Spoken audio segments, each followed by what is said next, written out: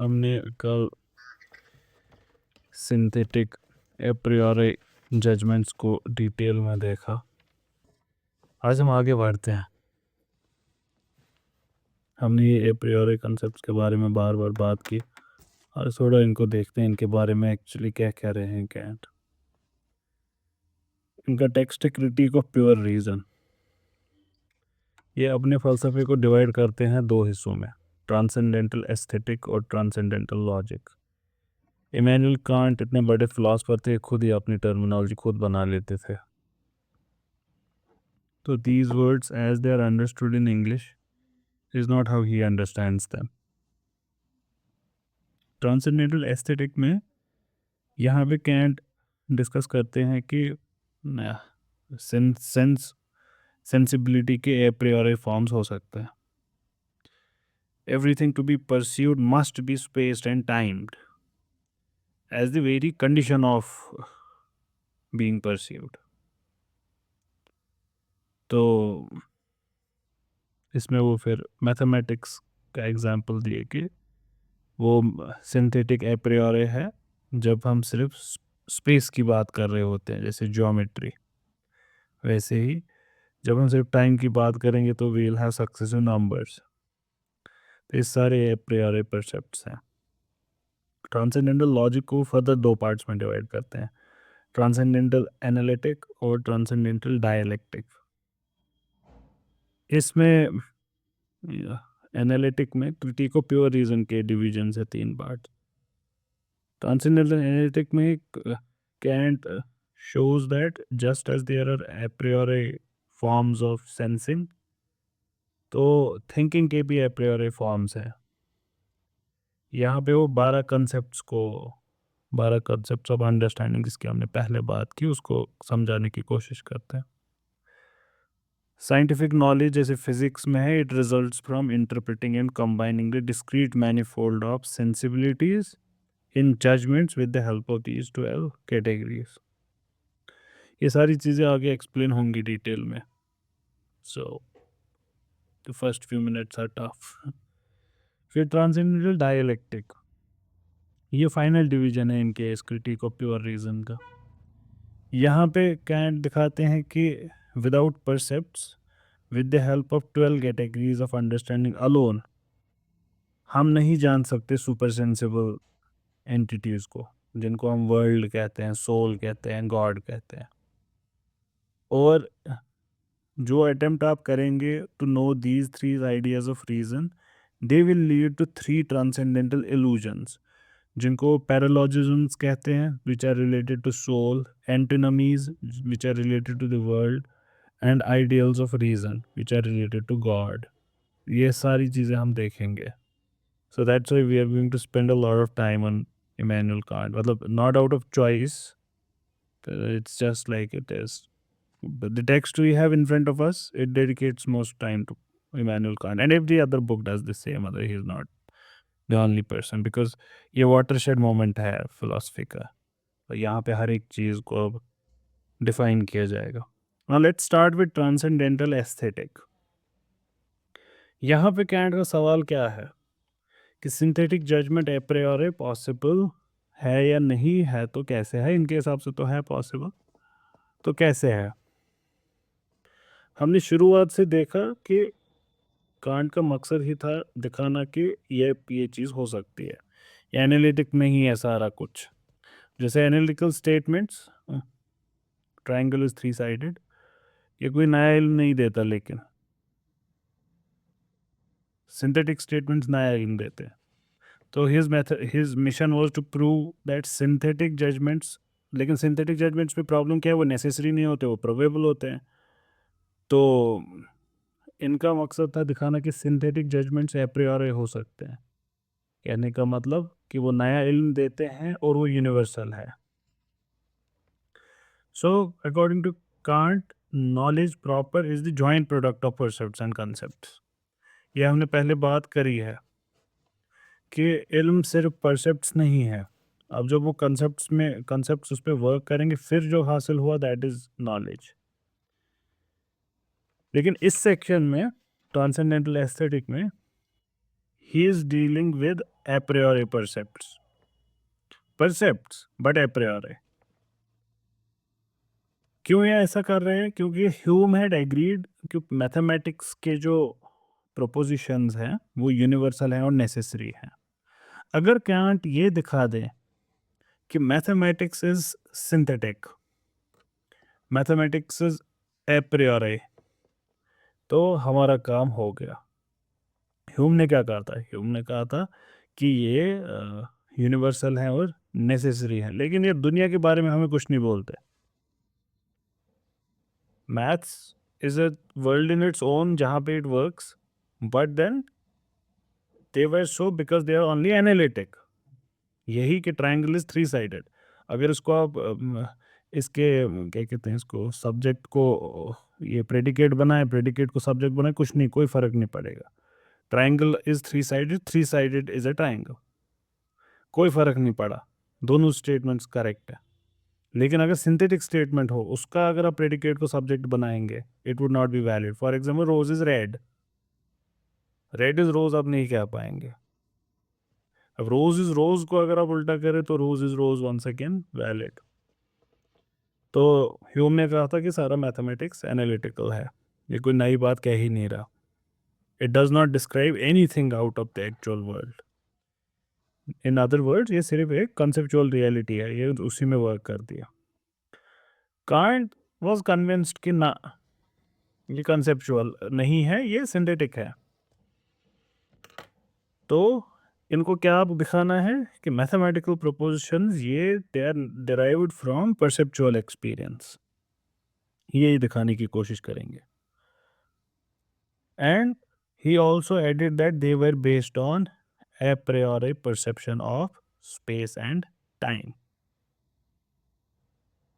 देखिए, कोई भी परसेप्ट, जो भी चीज़ आप देखते हैं और जब वो आपके दिमाग में दाखिल होती है, ये या तो एम्पेरिकल हो सकती है या तो प्योर हो सकती है। कांट की terminologies they are like this, but you will understand in a while कि what do these two terms mean. तो परसेप्ट या तो एम्पेरिकल होगा या तो प्योर होगा। Empirical percept is that which has been derived from some sense experience. ये empirical हमने बहुत बारी आप तक देखा, तो आप इसको कह सकते हैं। जैसे आपके सामने जो अभी फ़ोन है, सो ये आपका एम्पेरिकल परसेप्शन से आपको ये पता चला, it's an empirical concept. Pure percept क्या है? ये सेंस एक्सपीरियंस ऑफ दिस और दैट ऑब्जेक्ट से नहीं आता। ये it is not of the sense experience of this or that object, but it is on the basis of any perception whatsoever। ये basis है किसी भी perception का। ठीक, फोन जो आपका इस वक्त दिख रहा है आपको, ये एक एम्पेरिकल परसेप्ट है। लेकिन ये फोन जिस हालत में आपको दिख रहा है, जिन हालात में हर एक चीज़ आपको दिखती है, जो वेरी बेसिस है किसी भी परसेप्शन का, वो चीज़ प्योर परसेप्ट कहलाएगी। अभी आप देखेंगे कुछ देर में क्यों ऐसा कह रहे हैं। अब ये जो ये प्योर परसेप्ट है, ये बेसिस है सारी परसेप्शन का, तो ये ए priori है। दैट मीन्स ये हमने कहीं सेंस एक्सपीरियंस से नहीं लाया, but all sense experience presupposes it. तो मैथमेटिक्स को परसेप्शन बेस्ड दिखाने के लिए Kant is concerned to show that it is based not on any empirical percept, but on an a priori or pure percept, on those percepts which have not been derived from sense experience but are supposed by any and every sense experience। तो mathematics किस पे based है? उस चीज पे जो empirical परसेप्ट नहीं है, जो प्योर परसेप्ट है, जो हर एक, कोई भी चीज़ अगर आप जिसको देखेंगे, कोई भी चीज़ जिसको आप सुनेंगे सूंघेंगे, एनीथिंग जो उसमें नेसेसरी एक एलिमेंट है, ये उसी पे बेस्ड है। और कांट के हिसाब से ए priori परसेप्ट स्पेस और टाइम है, जिस पे सारी चीज़ें एम्पिरिकल परसेप्शंस आर बेस्ड। तो इससे वो डिराइव करते हैं कि स्टेटमेंट्स कि जैसे judgements in mathematics are synthetic, ये अल्टीमेटली इसका मतलब ये हुआ they are based on the a priori percepts of space and time. The space and ये उसमें ऐड करते हैं कुछ, ये a priori नहीं है। ये इसको समझने की कोशिश करें क्या कह रहे हैं ये a priori percept को। जैसे a dog has a particular kind of vision, वो वैसे ही देखेगा दुनिया को, उसकी हकीकत वही है। Let's call that dog vision. वैसे ही एक एलिफेंट का अपना एक विजन है, हर किसी जानवर का, हनी बीज का they have this own view of looking at the world. तो our vision is space and time, spaced and timed.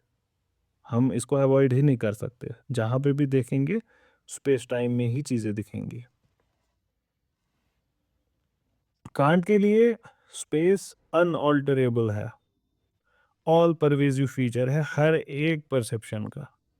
जिस बाहरी चीज़ को आप देखेंगे वो हमेशा स्पेस में ही दिखेगी, you can not avoid it.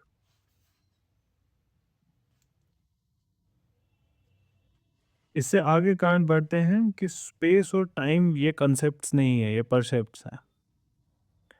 Concepts mental होते हैं, वो दिमाग बनाता है, ये दिमाग नहीं बना रहा, ये है, ये हर परसेप्शन में है।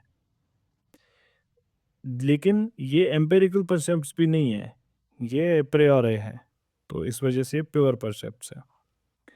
उसके बाद ये कोशिश करते हैं दिखाने की कि not only space and time are a pure percepts but they are necessary. और अगर हम उनको एप्रियोरे ना माने तो हम सिंथेटिक एप्रियोरी कैरेक्टर मैथमेटिक्स का एक्सप्लेन नहीं कर पाएंगे। और मैथ्स तो सिंथेटिक है, अब हमको देखना है कि हम उसको एक्सप्लेन कैसे करेंगे।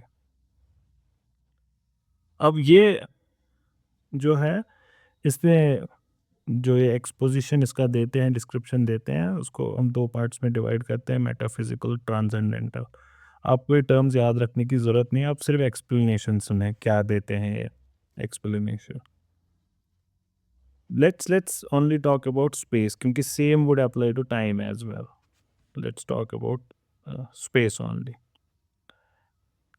देखिए concepts कैसे फॉर्म होते हैं, हम डील कर रहे हैं space and time are not concepts but are percepts. Concepts बनते हैं by comparing various instances and by contrasting or comparing essential qualities found in those things. Unnecessary in essential factors को हम रिमूव करते हैं और हमारे दिमाग में कंसेप्ट बनता है। जैसे कंसेप्ट ऑफ ए काउ, आप necessary elements in all cows उसको एब्स्ट्रैक्ट करते हो, इन नेसेसरी ये सारी चीज़ों को रिमूव करते हो, कंसेप्ट ऑफ काउ आपके दिमाग में बन जाता है। कांट कहते हैं अगर स्पेस भी कंसेप्ट है तब हम कंसेप्ट ऑफ स्पेस तक पहुंचे कैसे होते, by having instances of space. Can't कहते हैं लेकिन क्या स्पेस के इंस्टेंसेस सेम है जैसे इंडिविजुअल इंस्टेंसेस हैं, जैसे काउज के, एनिमल्स के, मैन के? अब कोई आंसर कर सकता है कि 3 फीट लॉन्ग, 10 फीट टॉल, ये सारी चीज़ें इंस्टेंसेस हैं। कांट कहते हैं no, they are not really instances, they are part of the single space. दूसरी cow is not part of the first cow, तो ये इंस्टेंस नहीं है स्पेस का, ये स्पेस का हिस्सा है। Hence, space is actually one and has no instances. Therefore, it can only be a percept or one particular or an individual entity. दूसरा, सेम चीज़ वो कहेंगे दूसरे तरीके से, कोई भी कंसेप्ट अपने अंदर समेट लेता है जो भी चीज़ आती है उस कंसेप्ट के अंदर। जैसे every cow comes under the every cow comes under the concept of cow. So the concept of cow subsumes all cows. ठीक, जितने भी वेरियस कलर्स की, वेरियस डिज़ाइंस की, वेरियस हाइट, वेट, ठीक, वो सारी कंसेप्ट ऑफ काउ के under आ जाएंगी। लेकिन इसका मतलब ये नहीं है कि हमने कुछ फिजिकल समेट दिया इन सब काउस को और एक बड़ी काव अब बन गई। अब अगर ये बड़ी काव बनती भी तब भी हम उसको फर्दर काउनेस से ये करते, कंसेप्ट ऑफ काउ से वो तब भी परे होती, अलग होती। लेकिन स्पेस के टाइम में, स्पेस के केस में क्या होता है, all the so called instances of space they come with in it and they constitute it, उनको जोड़ के एक बड़ा स्पेस बनता है। तो स्पेस एक कंसेप्ट नहीं है, ये एक परसेप्ट है which is constituted by number of its parts called spaces। लेकिन ये एनफ नहीं है कि आपने साबित कर दिया कि परसेप्ट है और कंसेप्ट नहीं है। हमारे फलसफे के लिए ज़्यादा ज़रूरी है ये दिखाना कि ये एप्रियोरी है। अगर ये एप्रियोरी साबित हो गया तो हमारा काम हो गया, क्योंकि अगर ये एप्रियोरी नहीं है तो ये पोस्टीरियरी है और फिर से इसका यूनिवर्सल कैरेक्टर ख़त्म हो गया। अब देखिए, अगर ये एक्सपीरियंस से ड्रिवन है, दो व्यू पॉसिबल है स्पेस और टाइम के। जो हमने पिछले एक्सप्लेनेशन स्पेस के बारे में दिया, you can think about it कि वो टाइम पे भी ऐसे ही अप्लाई होगा। टाइम के छोटे छोटे पार्ट्स हमने हिंदू फलसफे में अच्छे से डिस्कस किया है, उन्होंने यही बात कही है। देखिए, दो व्यूज पॉसिबल है। अब मैंने आपको शायद कल या परसों बताया था कि न्यूटन के साथ इनकी बहस हुई थी, वो बहस आने वाली है अब। स्पेस और टाइम जो है ये ऑब्जेक्टिव है, दे exist in their own right. ये न्यूटन का व्यू था, जिसके हिसाब से space is an objective receptacle of outer objects. Space क्या है? ये एक हकीकी मायने में कोई चीज़ है जो एग्जिस्ट करती है, जिसके अंदर ऑब्जेक्ट्स बसते हैं। So it's a receptacle, that's where objects exist. So where do objects exist? They exist in space. Kant नहीं मानते इसको। अभी के लिए आप बस इतना ही समझिए कि कांट इसको नहीं मानते, disagrees with it, but we will understand it in later part of this session. दूसरा व्यू क्या है अगर ये ड्रिवन बाय एक्सपीरियंस है, कि ऑब्जेक्टिव रिसेप्टिकल नहीं है, but it appears and is relative, derived from experience, relative and not objective. ये लाइबनीज का व्यू था। ये सारे कंटेम्प्रेरी है, लाइबनीज, न्यूटन, कांट, सारे कंटेम्प्रेरी है। कांट थोड़ा उनके बाद आए हैं। So Kant tries to refute this view Leibniz का। पहले हम इसको देखेंगे। लाइबनीज के लिए मोनाड्स सुपरिचुअल हैं और एग्जिस्ट करते हैं एज सच। तो कोई स्पेस और टाइम हो नहीं सकती, क्योंकि सिर्फ मोनाड्स एग्जिस्ट करते हैं, स्पेस और टाइम के मोनाड्स नहीं है। लेकिन स्पेस और टाइम ये कहाँ से डिराइव होते हैं? ये लाइबनीज कहते हैं because of the experience of things as far और नियर और एबो और बिलो। इससे हम अक्स करते हैं कि स्पेस एग्जिस्ट करता है। ऐसे ही टेम्पोरली भी अगर आप फार नियर की बात करें, पहला बाद का। कांट इस पे सवाल पूछते हैं कि अगर स्पेस का नोशन है ही नहीं from the beginning, then certainly there could be no experience of things as outside or alongside one another। ये जो आप कह रहे हैं कि मोनाड के बाहर के वाकई मोनाड्स, ये जब मोनाड्स जब पहले से स्पेस का कंसेप्ट था ही नहीं, तो ये बाहर और अंदर की बात कैसे हो सकती है? हो ही नहीं सकती। वैसे ही अगर monads came into being in some part of the time, उस पे तो लाइबनिज पर हमने क्रिटिसाइज किया है कि मतलब खुदा के होने के बाद आपने मोनाड्स कहाँ से लाए? अगर वो इटरनल है तो खुदा को क्यों लाया? बट लेट्स कंसिडर कि उनका डेवलपमेंट मोनाड्स का, तो वो कैसे हो सकता है if there is not a concept of time? The very experience of objects as outside और अलोंगसाइड ऑफ वन अनदर, ये प्रीसपोज करता है a notion of space or time। Therefore, instead of taking the experiences of objects as near and far, outside or alongside, हमको क्या maintain करना है कि notion of space ये प्रीसपोज्ड है किसी भी एक्सपीरियंस को एक्सप्लेन करने के लिए। हमारे पास कोई चॉइस ही नहीं है, हम देखते ही चीज़ों को ऐसे ही है। इट इज़ लाइक हमारे आंखों के सामने एक चश्मा लगाया गया है विच फिल्टर्स, और हमको पूरी दुनिया ब्लू कलर की दिखती है। Therefore, experience cannot explain notion of space। The idea of space is prior to any perceptual experience. It is a priori. Further card कहते हैं कि अगर आइडिया ऑफ स्पेस और टाइम ये एम्पेरिकली डिराइव होता, अगर ये एम्पेरिकली डिराइव होता तो हम सोच सकते थे इसकी नॉन एग्जिस्टेंस. जैसे कलर, लाल रंग बॉल का फॉर एग्जांपल, ये एम्पेरिकली हमको पता चलता है कि बॉल लाल कलर की है. आंखें बंद करी होंगी आपके सामने बॉल आई, आप नहीं कहेंगे कि ये लाल कलर की है, क्योंकि आपने देखी नहीं. अब आपने आंख खोली और देखी कि बॉल रेड कलर की है, तो आप बोलेंगे ओके रेड कलर की है. But can you think of A ball which is not red in colour? You can you think of rasgulla which doesn't test sweet? You can. You can think of all these things. Can you think of, say, for example, water which stinks or water which does not stink? ये सब चीज़ें आप smell, ये सब चीज़ें आप सोच सकते हो. तो अगर स्पेस और टाइम भी एम्पेरिकली डिराइव्ड है, कांट कहते हैं, तो इसके बारे में भी, इसकी एब्सेंस को भी हम सोच सकते हैं.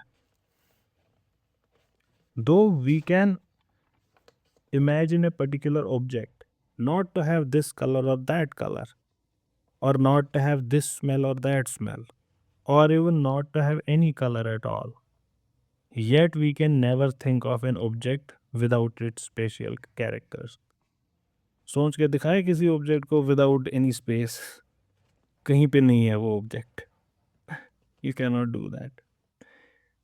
We can never represent to ourselves absence of space, absence of time, क्योंकि हर एक इल्म जो हमारा होगा वो स्पेस्ड होगा और टाइम्ड होगा. ये बहुत ज़रूरी है समझने के लिए कि हम क्यों नहीं समझ पाते वो transcendental questions about God which we ask again and again. वो हम क्यों नहीं आंसर कर पाते, क्यों नहीं समझ पाते, क्यों है ये बहुत मुश्किल सोचना कि खुदा ने वक्त में कायनात को बनाया, येट उससे पहले वक्त नहीं था. क्योंकि हम सोच ही नहीं सकते हैं. दिस इज द सांचा इन विच वी आर. ये हमारी एक नेसेसिटी है. So because space can never be thought away and same for time, ये एप्रियोरी फॉर्म्स हैं परसेप्शन के, without which there is no perception whatsoever. तो इसीलिए हम सोच ही नहीं सकते खुदा कैसे टाइमलेस थे हमेशा. मैं ये खुद से कह रहा हूँ यहाँ पे, it's not directly relevant, but then we have our faith as well, तो वो भी लगे हाथ बोलना पड़ता है. ये तो था मेटाफिजिकल एक्सपोजिशन. अब करते हैं ट्रांसेंडेंटल एक्सपोजिशन सेम चीज़ पे. मेटाफिजिकल एक्सपोजिशन में कांट ने सिर्फ ये दिखाया कि स्पेस और time they are given a priori. Space is a priori form of all outer perception. Time is a priori form of all perceptions, whether outer or inner. अभी time को इन्होंने जो ये इनर भी डायमेंशन दिया, वो इसलिए दिया कि outer perception is a form of mental process, कि वो भी सक्सेशन में होता है, और इंटरनल जो होता है वो भी सक्सेशन में होता है. इंटरनल स्पेस नहीं होता.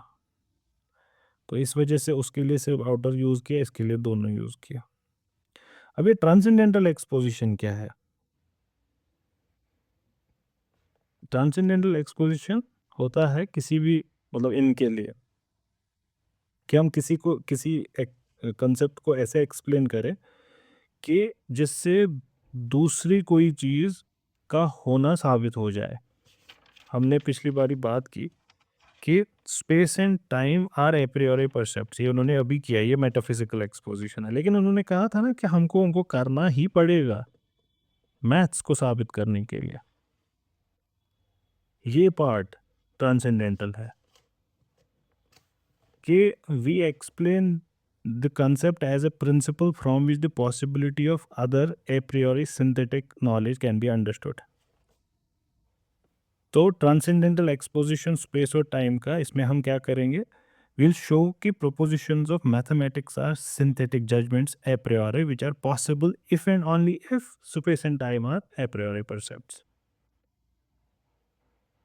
अगर ये नहीं होते तो वो भी नहीं होता. अब ये देखिए कैसे करेंगे. ये कहते हैं कि अगर स्पेस a priori नहीं है, तब ये एक्सपीरियंस से डिराइव होता है. और अगर ये एक्सपीरियंस से डिराइव होता है तो हमने अभी देखा तो दो फॉर्म्स हो सकते हैं, या तो ये सिंपल एक अपीयरेंस है, सब्जेक्टिव है, जैसे लाइबनीज ने सपोज किया था, या तो ये ऑब्जेक्टिव रिसेप्टेकल है आउटर ऑब्जेक्ट्स का, जो न्यूटन ने बोला था। लाइबनीज का व्यू हमने कुछ देर पहले देखा और उसको हमने रिफ्यूट किया कि एम्पेरिकल ओरिजिन जो है इसका स्पेस का idea, and you can apply the same for time. Now let us look at Newton's idea and its refutation. Newton का आइडिया क्या है? Space is an objective receptacle, it's an objective thing, it exists out there, and everything, receptacle का मतलब it is the possessor of everything, so everything that exists in that something which is called space. ठीक, it exists in its own right. अब इसको देखते हैं। Kant कहते हैं कि अगर स्पेस ऑब्जेक्टिव एंटिटी है, अगर इसकी इंडिपेंडेंट रियलिटी है देन आवर परसेप्टिंग माइंड, ये मेरे बिना ही एग्जिस्ट करती है, then it can be known only by being experienced. True, but if it is derived from experience, then the empirical notion of space cannot have strict universality. Hume का criticism ही apply कर रहे हैं, तभी universal नहीं होगा, इसमें necessity नहीं होगी तब। तो इसका मतलब क्या हुआ? Space can not be empirically derived, therefore it is prior to experience. सिर्फ और सिर्फ अगर हम ये व्यू रखें स्पेस का, तब हम synthetic a priori character mathematical judgement का समझ सकते हैं, क्योंकि स्पेस और टाइम जिस पे मैथमेटिक्स बेस्ड है वो एप्रियोरी फॉर्म्स है सेंसिबिलिटी के, so they would be felt to be the same by all persons, क्योंकि ये सब्जेक्टिव कंडीशन है सभी इंसानों की।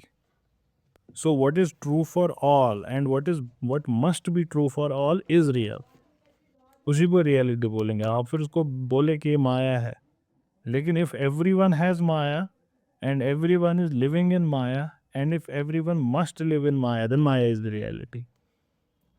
तो वही हमारी हकीकत है। Again, space and time are entrenched in human constitution itself.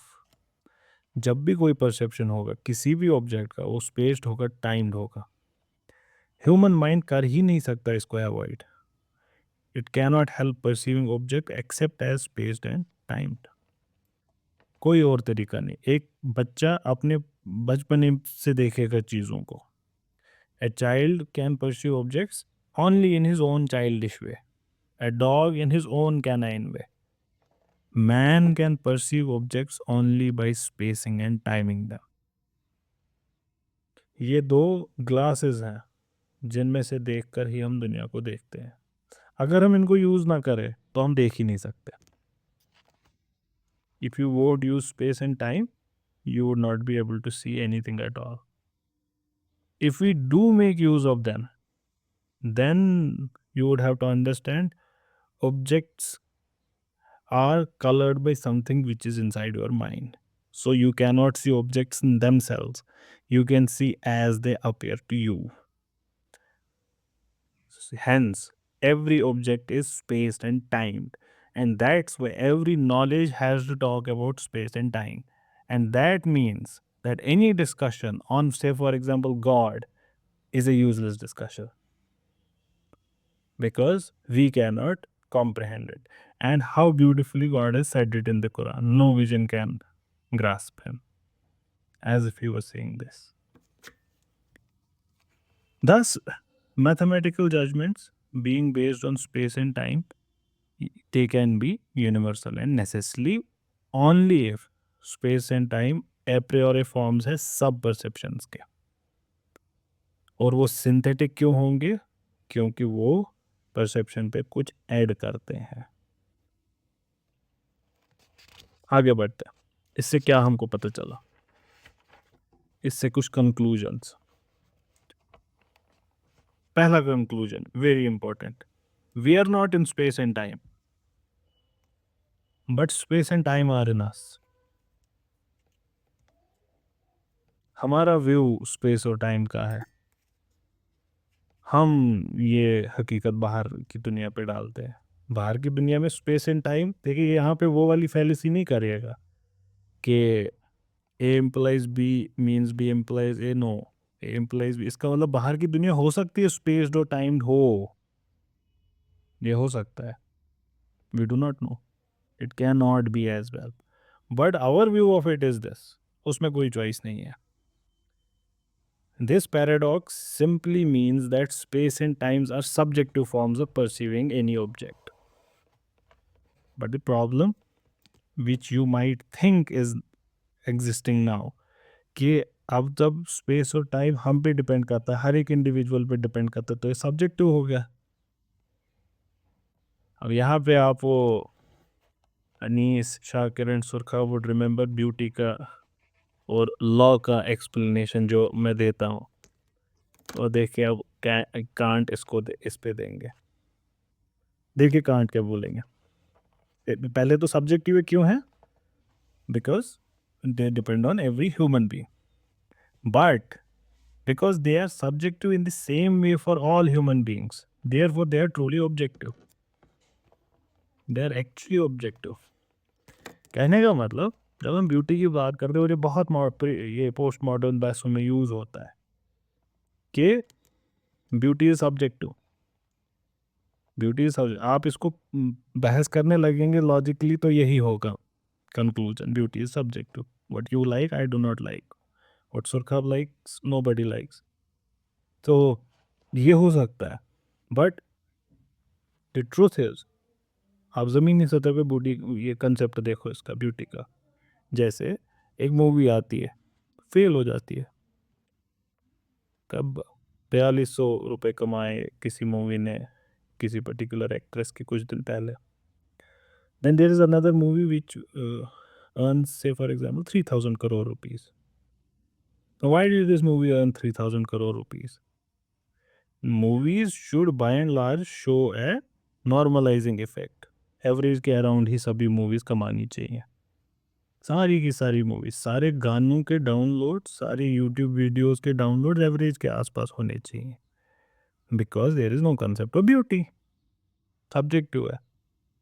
So there should be average हर एक चीज़ का, हर एक मूवी सेम लगभग लगभग कमानी चाहिए, because there is nothing in one which differentiates it from the other objectively, but what we see in real life is totally opposite. So it is subjective, and subjective in the same way for everyone that it becomes objective। Laws पे भी यही apply होगा। जब हम मतलब हर किसी law पे जब हम उसका पोस्टमार्टम करना शुरू कर देते हैं, so the devil is in the details, तो हमको फाइनली यही बहस पता चलती है कि हम मॉडल करें क्या, कहाँ से डिराइव करें इनको, तो आ जाती है सब्जेक्टिविटी, मैं नहीं मानता, वो नहीं मानता, ये नहीं मानता। लेकिन ये जो ये सब्जेक्टिविटी है, इसके बावजूद हम पूरी कायनात उस पर एग्री करते हैं। We do not know how they become objective, but they are objective. Ordinarily in the terminology of common sense या साइंस में, objective is that which is free from any subjective involvement, जिसमें knower subject का कोई role नहीं है। हम ordinary language में उसको ऑब्जेक्टिव कहते हैं, कांट ये नहीं कहते, ये नहीं है उन आइडियलिस्ट वर्जन में ऑब्जेक्टिव की डेफिनेशन। ऑब्जेक्टिव की डेफिनेशन यहाँ पे है that which is same for me, for you and for all times and places, that is objective. Now you see that beauty and law becomes objective. और इस sense में time और space objective है, क्योंकि वो सब के लिए सेम है and must be necessarily following from the very necessity of human constitution of perceiving objects, the same for all।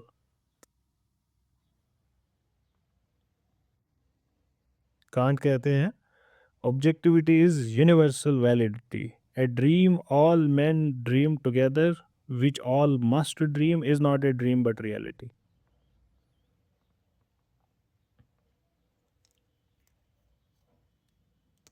Can't इससे आगे बढ़ के और जोड़ते हैं कि स्पेस एंड टाइम क्योंकि उनके पास यूनिवर्सल वैलिडिटी है, they are certainly empirically real, but they are no less transcendentally ideal as well. आसान भाषा में space and time are real for practical concerns of life. Absolute sense में वो real नहीं है. आपको शंकराचार्य दिख रहे होंगे थोड़ा थोड़ा. उनके लिए क्या है ये वेदांत फलसफे में व्यावहारिक सत्य तो है स्पेस और टाइम का, लेकिन पारमार्थिक सत्य नहीं है ये. पारमार्थिक लेवल पे it's not necessary space and time exist. Science की जो दुनिया है, कॉमन सेंस की जो दुनिया है, शंकराचार्य के लिए वो व्यावहारिक लेवल है. तो वहाँ पे ये ऐसे वर्क करेगा. कांट भी करेंगे ओके यहाँ वर्क्स फॉर अस, क्या करें, हम इसी में से देखते हैं हर चीज़ को. लेकिन फाइनल एनालिसिस बाहर जाकर जब आप सिस्टम की करेंगे, then they are simply subjective forms of knowing. आगे जाके कांट एक बहुत इंपॉर्टेंट डिस्टिंक्शन बनाते हैं दो चीज़ों के बीच में, फेनोमेना और नॉमेना. फेनोमेना और नॉमेना. तो ये जो हमने डिस्कशन अभी किया, अगर इसके फेनोमेना और नॉमेना इसको हम ऐसे देखेंगे और भी आगे जाके इन दोनों चीज़ों को, क्योंकि मैंने बार बार कह रहा हूँ कि everything is so much linked के क्या करें इसमें, you just have to bear with it, but at the end of it you would have understood it as a whole. So in the light of this distinction we can say कि space और time सिर्फ और सिर्फ phenomena की knowledge दे सकते हैं, नॉमेना की नहीं. ये क्यों बोला उन्होंने? क्योंकि वट एवर वी परसीव, हम उस पर अपना टाइम और स्पेस का रंग चढ़ा देते हैं. इसको ऐसे समझिए कि अगर आपका विजन कलर्ड होता, और क्या पता कलर्ड है, हमको क्या पता, हमारा vision maybe it is we have an inbuilt filter of red colour and whatever we of some colour, I don't even know which colour, तो हमको वो कलर नहीं दिखता. तो the things which are transparent to us or which are colorless actually have some color, but we do not know it because our eyes filter it. Maybe animals are able to see. और ये sound के बारे में होता है. After I think 20,000 hertz हम उससे ऊपर की आवाज़ नहीं सुन पाते, बट डॉग्स टू. तो आप वो सीटी बजाते हैं जो उनके लिए supersonic sound, I do not know what to call it, ultrasound और whatever sonic sound, 20,000 hertz से ऊपर की आप उस सीटी को बजाएंगे. सीटी को क्या बजाएंगे, कुछ नहीं बजाएंगे, लोगों को लगेगा बेवकूफ़ी कर रहे, कोई फूक रहे हैं सीटी में, लेकिन they animal hears it, he comes. तो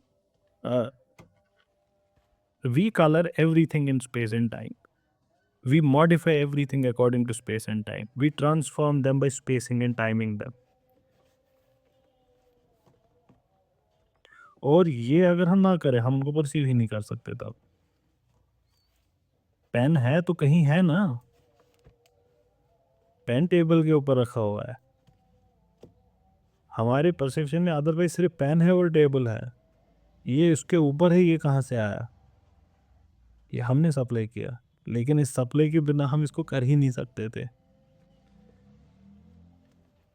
लेकिन चीज़ें हमने जो मोड्स उन पे डाले हैं, जिन मोड्स में हम चीज़ों को समझते हैं, अगर उनको कैंसिल करें, हमारे मेंटल कंसेप्ट और परसेप्ट को कैंसिल करें, तो चीज़ें खुद में क्या है, we have no means of knowing. हो सकता है they are really spaced and timed, ये भी हो सकता है. Maybe they are not at all spaced and timed, maybe they exist at one place, every one of them we can not even think about. मतलब मैंने जब फिर से वन प्लेस बोला तो it's again wrong way of seeing it, क्योंकि we can not avoid it. ये सारी बहसें हम खुदा के बारे में करते हैं, तो इसीलिए they are doomed to failure, all of those discussions. A fish can know what life is in water. It cannot know what life can be living in, say, air, the way we live. Similarly, we do not know how angels or gods perceive objects. हम जान ही नहीं सकते. तो ये जो बहसें होती है कि खुदा दूसरे अर्श पे कैसे आ गए, you are putting him in some space, खुदा अपने अर्श पे है, you are putting in some space. We do not know these things. We just cannot avoid but think of space. Now think of, understand Wahi now. the concept of revelation. It should be so clear to you now कि क्या बताऊँ मैं. अब जो अल्लाह ताला को कलामुल्लाह भेजना है, it is coming from something not spaced, not timed, to something which is spaced and timed. It's explaining phenomena which are there in space and time, not in space and time, in language which is spaced and timed. तो उसके कुछ implications होंगे उस language के. That language has to suit to your prism of thinking. तुम लोग कैसे सोचते हो चीज़ों के बारे में. तो इस and that should be able to आपके अंदर वो appreciation बढ़ाना about the text, to what's happening with the text, the revelation of Quran. So we do not know how angels or God perceive objects. We do not know that. We know only this much, that we perceive objects by on spacing and timing them. और इसी phenomenal world में हमारा इल्म possible है और इसी phenomenal world में science possible है. इससे बाहर साइंस possible नहीं है, क्योंकि हम सब परसीव करते हैं सेम सब्जेक्टिविटी के साथ और हम सब उसको स्पेस और टाइम में परसीव करते हैं. Hence, universal necessary knowledge of phenomenal percepts is possible. For nomina, no discussion is possible. यहाँ पे थोड़ा सा मसला आ जाता है कि क्या कांट ने भी फाइनली फलसफे को सब्जेक्टिव ही बना दिया. कांट के हिसाब से there is a great deal of contrast between transcendental subjectivity of जो स्पेस और टाइम की है, देन द सब्जेक्टिविटी जो जैसे फॉर एग्जाम्पल सेकेंडरी क्वालिटीज़ की है. यू थिंक इट इज़ वही ना, वो पानी एक हाथ गर्म किया दूसरा हाथ ठंडा किया, एक हाथ आपने आइस पे रखा दूसरा हाथ आग पे रखा, और अब जब आप बकेट में हाथ डालेंगे तो आपको एक हाथ से वो गर्म लगेगा दूसरे हाथ से वो ठंडा लगेगा. Secondary quality. कांट कह रहे हैं ये जो स्पेस और टाइम की सब्जेक्टिविटी है इसको इसके साथ कंफ्यूज ना करें. ये जो सेकेंडरी क्वालिटीज़ है they are subjective because they vary from person to person. They are relative to perceiver. ये कंटिजेंट है, डिपेंडेंट है समथिंग पे. स्पेस और टाइम यूनिवर्सल है, ये यूनिफॉर्म है, ये सबके लिए सेम है. Secondary qualities are subjective because they are variable. Space and time are transcendently subjective, but they are not variable, they are universal. Secondary qualities are qualitative. हम उनको quantitative precision में divide कर ही नहीं सकते. But space and time are the very basis of maths, and maths is the most precise ilm. तो उनका quantitative description हो सकता है. कांट आगे जाकर कहेंगे कि सेकेंडरी और प्राइमरी क्वालिटीज़ का जो डिस्टिंक्शन है, this is again applicable only to the world of phenomena. Even the primary qualities do not belong to the nomina. वो जो क्लासिकल हिंदू फलसफे में रोप और स्नेक का मसला था उसके बारे में कांट अब क्या कहेंगे कि ऑर्डिनरी इल्यूजन्स जो होते हैं लाइक सीइंग है रोप है स्नेक, कांट कहते हैं वो डिसअपियर हो जाएगा जब आप चेक करेंगे. ये है ऑर्डिनरी सब्जेक्टिविटी. लेकिन स्पेस और टाइम को आप नहीं कर सकते remove. They will remain permanently. ये ऐसी सब्जेक्टिविटी है, इसको ऐसे समझिए आप. हम बहस कर सकते हैं कि how much is a feet, एक फुट कितना है, लेकिन once we have decided it, अगर उसका फिर टूटे भी आधा इंच एक इंच उसका टूटे, वो हर मेजरमेंट में इक्वली रिफ्लेक्ट होगा. We can correct it in time. तो यही सिमिलर चीज कांट इसके बारे में कह रहे हैं. The illusions of every day like dreams, ये डिफरेंट डिफरेंट लोगों के लिए डिफरेंट है. ये आप शंकर का जो ड्रीम रियलिटी था ना, प्रतिभाषिक सत्य, ये वो है. अब ये जो हमने एस्थेटिक्स पे डिस्कशन किया, इससे वन इज लाइकली टू जज कि knowledge is possible from mere percepts. लेकिन ये भी सही नहीं है। परसेप्ट्स आर मेयर मटेरियल्स, अब उनको कंबाइन करना पड़ेगा टू यील्ड प्रॉपर नॉलेज। हमने किया ना वो 12 कंसेप्ट्स की बात। अभी हमारे पास परसेप्ट्स आए हैं, ये परसेप्ट्स की ही बात हो रही थी, उसी पे स्पेस और टाइम का कंसेप्ट अप्लाई होता है। मतलब अभी आपके पास कुछ नहीं आया, जो आपकी पहली चीज आती है वो स्पेस टाइम परसेप्शन है। तो परसेप्शन ही खुद में एप्रियोरी एलिमेंट्स रखता है। अब इन पे आप 12 कैटेगरीज अप्लाई करेंगे, फिर आएगा आपको पूरा इल्म। जब ये 12 कैटेगरीज आप समझेंगे ना, you would have understood it. ये वाली चीज़ें भी फिर से, oh this is what he meant, because it's also interlinked. और ये जो कॉम्बिनेशन का काम है, और इसमें शाकिर का जो सवाल था इंडक्शन का, वो भी काफ़ी हद तक टच हो जाएगा। ये जो काम है कॉम्बिनेशन का, कंसेप्ट अप्लाई करने का, this is also a faculty of understanding. लेकिन कांट अभी मैथमेटिकल जजमेंट का सिंथेटिक कैरेक्टर साबित करना चाहते थे। इसी वजह से ही has exclusively limited himself to showing the intuitive character of mathematical perception, pure intuitions of space and time. इसीलिए उन्होंने इसके साथ डील किया। ये एम्पिरिकल प्रॉपर्टीज नहीं बताते हमें सब्जेक्ट्स की, ऑब्जेक्ट्स की, लेकिन इनके बिना हम परसीव ही नहीं कर सकते। They help in perception. Hence, Kant has shown that some contributions of mind are non-empirical, while they help in acquiring empirical knowledge. Empirical knowledge में वो कुछ तो ऐड करते हैं, लेकिन खुद empirical नहीं है। Therefore, Kant has shown that there are cognitions in mathematics which increase our knowledge without being empirical themselves. आप देखिए सॉल्व कैसे हुआ ह्यूम का मसला, कि एनालिटिकल कुछ ऐड ही नहीं करता नॉलेज में, जो ऐड करता है वो सिंथेटिक होता है, तो प्रोबेबल होता है। कांट ने क्या दिखाया कि ये एनालिटिकल है ही नहीं, ये सिंथेटिक है सारा इल्म मैथमेटिक्स का, लेकिन based on empirical knowledge, so it is synthetic. और इसमें नेसेसिटी है तो it is a priori. This is the same thing as saying that they are synthetic judgements a priori in mathematics. One of the reasons for regarding space and time a priori is that one can never empirically perceive any object without finding it spaced or timed. एक सवाल बनता है, क्या ये inability logical है या psychological? ये बड़ा सवाल है। कांट इस पे खुद क्लियर नहीं है।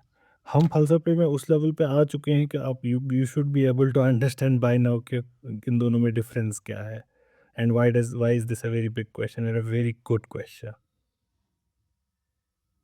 कांट इस पे खुद क्लियर नहीं है। He tells us that this is the subjective condition of our sensibility. He also suggests that they are subjective conditions, subjective constitution of the senses in general for everyone. तो इस aspect में the subjective necessity of perceiving all things in space and time is psychological then.